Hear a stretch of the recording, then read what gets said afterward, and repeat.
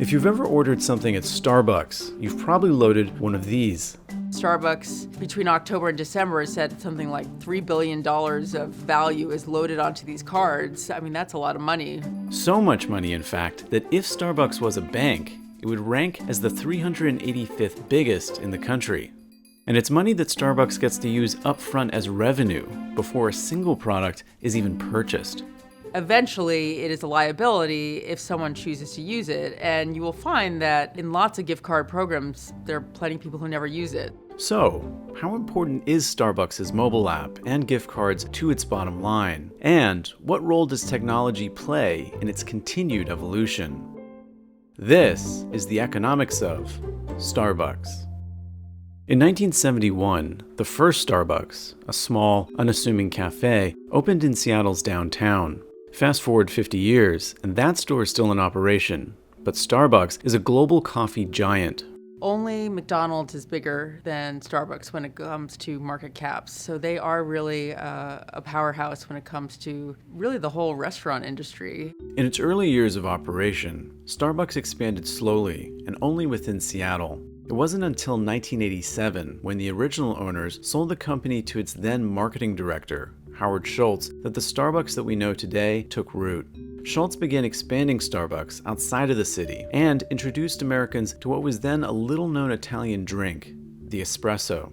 They were really founded on this coffee house culture that they make each beverage by hand, according to order.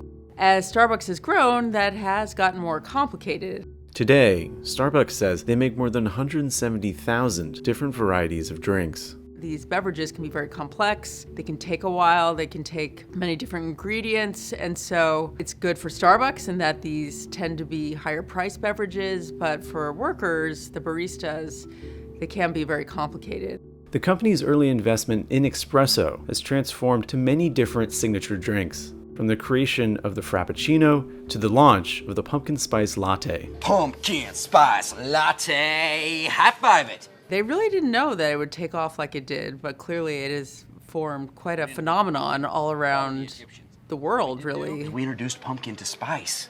Us here, Starbucks. One additional thing in Starbucks' evolution is cold beverages have become much more important to the company, whether it's just an iced coffee or a nitro iced coffee or all these cold foam and cold brewed. Increasingly, this is so important to their revenue. The company has gone through periods where Frappuccino sales have softened, but they've come up with more cold drinks to keep people interested and keep people ordering. In part due to the company's Seattle founding, technology has played a large role in the change's dominance. A key moment of that was the founding of its mobile app in 2009, which was very early for one of these kind of apps, and they really saw this as a digital flywheel. At the end of 2021, mobile orders accounted for nearly a quarter of all Starbucks transactions in the US. Many of those purchased through a virtual Starbucks gift card, which was previously the only way a customer could order on their phone. Today, a little under 1/2 or 44% of all transactions at Starbucks are done with a Starbucks card. In fact, so many Starbucks customers use a Starbucks card or the Starbucks mobile app to purchase items that Starbucks says it holds about $2.4 billion in cash that was uploaded by customers to be used later. That number exceeds the deposits at many American banks. Starbucks also gets a lot of data from that. They own a lot of that data in a way that many companies don't, because they have created this whole ecosystem where people are, using the Starbucks app, they're mobile ordering, and they're hooked into that Starbucks unique proprietary system. As mobile payments rise, Starbucks' business priorities have shifted. Prior to the pandemic, approximately 80% of US Starbucks transactions were on the go, either as drive-through or mobile order. Starbucks started in cities, but really has spread all around the country, including suburbs, and a lot of that is through drive-thrus. These alternate pickup options are becoming increasingly important to the company's bottom line. Especially during the pandemic. I mean, these stores have been a lifeline to Starbucks because they kept running and people could easily queue up and go and not have to enter an actual cafe.